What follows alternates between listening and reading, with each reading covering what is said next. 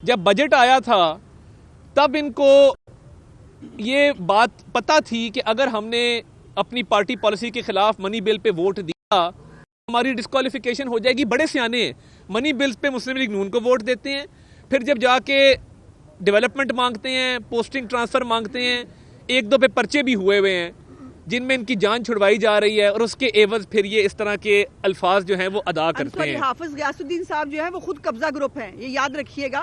ان کے اوپر already D C او جو ہے نا وہاں کے علاقے کا وہ قبضہ گروپی کا الزام لگا چکا ہے. پورا زور لگانے کے بعد, پورا زور, پورے سرکاری وسائل, اپنے ڈیولپمنٹ فنڈز الگ, پوسٹنگ ٹرانسفر الگ, وزیر اعلیٰ سیکریٹریٹ الگ, پولیس الگ, تحقیقاتی ادارے الگ, جب ان کا پورا زور لگوانے کے باوجود یہی 5-6 چہرے نظر آتے ہیں تو اس کا مطلب ہے کہ یہ حکومت مسلم لیگ نون کو توڑنے میں ناکام ہو چکی ہے. دوسری طرف بہت سے اراکین ہمارے ساتھ رابطے میں ہیں اور وہ کہتے ہیں کہ جی آپ ٹکٹ کی گارنٹی دیں اور ہمارے سے بات چیت کریں تو ہم بات کو آگے بڑھاتے ہیں.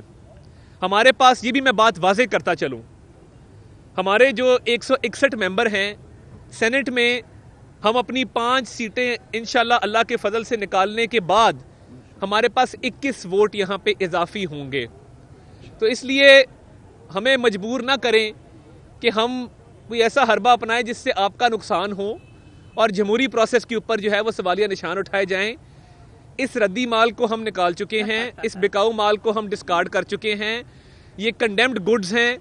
یہ بار بار ان کی پریس کانفرنسز کرنا, بار بار سر نکالنا, یہ حلقے کے عوام بھی ان کا محاسبہ کریں گے اور ہم بھی کریں گے.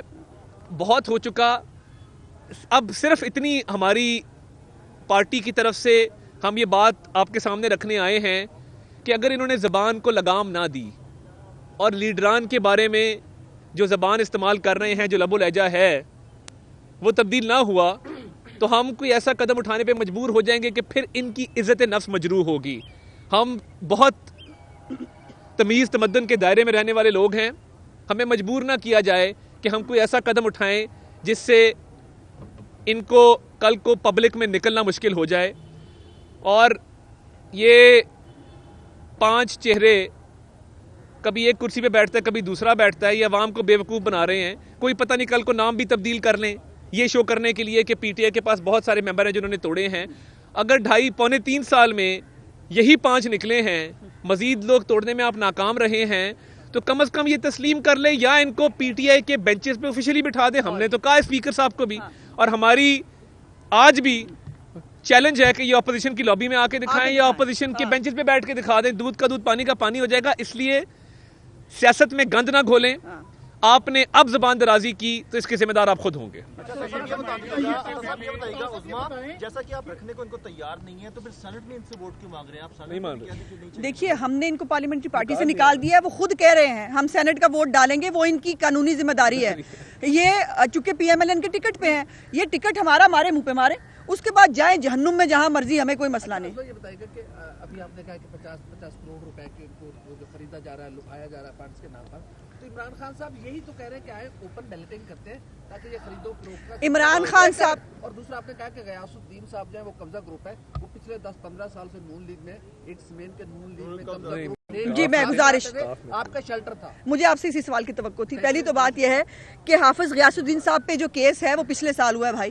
جب وہ جو ہے اس کے بعد ہی بزدار صاحب کی, میں وہ قبضہ پچھلے سال کا ہی ہے, ڈی سی او کی, یہ آپ کے پاس فوٹیج موجود ہے, ذرا تاریخ نکال کے دیکھ لیجئے گا جو انہوں نے الزام اس کے اوپر لگایا تھا, اور کال ریکارڈنگ بھی موجود ہے, اس کی فوٹیج بھی موجود ہے. پہلی بات. دوسری بات یہ ہے کہ یہ گند عمران خان خود کر رہا ہے.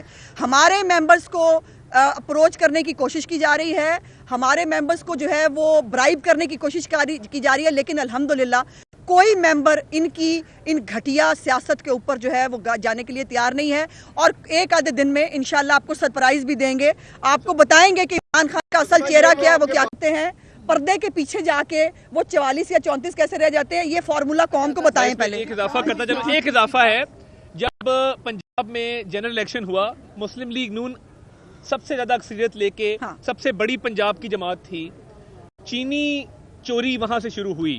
ایک شخص نے اپنے جہاز کا استعمال کیا, پیسوں کا استعمال کیا, 10-12 ممبر توڑ کے ایک جماعت جو ہے وہ کھڑی کی یہاں پہ, اور وزارت اعلیٰ کا تاج جو ہے وہ بزدار کے سر پہ پہنایا.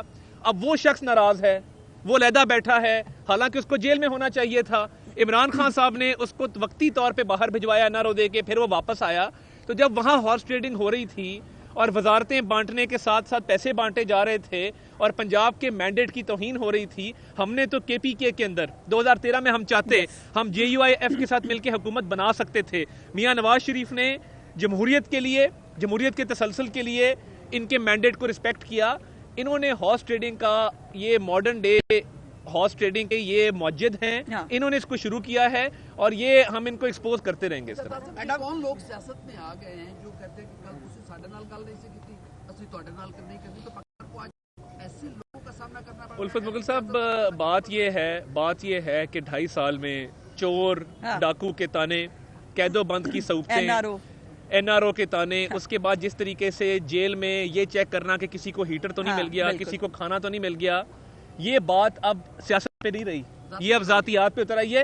یہ اب سیاست سے ہٹ کے یہ ذاتی لڑائی بن چکی ہے.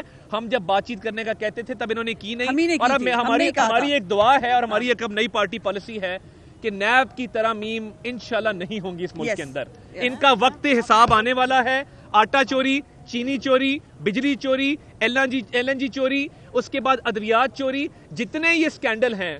اور دیکھیے قبضے کی یہ بات کرتے ہیں آپ, لاہور کا ایک وزیر ہے اسد کھوکھر اس کا نام ہے, اس کو وزارت سے کیوں ہٹایا گیا؟ کوئی پوچھنے والا ہے کہ اسد کھوکھر کے معاملے پہ کوئی انکوائری ہوئی کیا؟ اس کس سے زمین واگزار کرائے گی؟ نمبر 1. نمبر 2, یہ جو قبضے کی اتنی بات کر رہے ہیں, میں 3 دن سے پوچھ رہا ہوں شہزاد اکبر صاحب, مرزا شہزاد اکبر صاحب, سابقہ پروسیکیوٹر نیب, براڈ شیٹ کے معاہدے کے وقت کے پروسیکیوٹر نیب صاحب, مجھے ایک بات کا جواب دے دیں. نمبر 1, مراد اکبر آپ کا بھائی ہے کہ نہیں ہے؟ اگر وہ آپ کا بھائی ہے تو کیا وہ پنڈی کے اس موضع میں جنوری 2020 میں قبضہ کرنے گیا تھا کہ نہیں گیا تھا؟ کیا اس کے ساتھ سرکاری نفری اور سرکاری گاڑیاں تھیں کہ نہیں تھیں؟ اس قبضے میں میاں محمد سومرو کا بھانجا انوالو تھا کہ نہیں تھا؟ اس کے بعد ڈپٹی کمشنر اور جو باقی افسران کا تبادلہ ہوا DC پنڈی کا, اس کا جواب کون دے گا؟ کاغذ تو میرے بھائی روز لہراتے ہو, گرمیوں میں پکھا جلتے تھے, آج کل اس کو آگ لگا کے ہاتھ سیک لو, مگر ہمارے سوالوں کے جواب آپ کو دینے ہوں گے.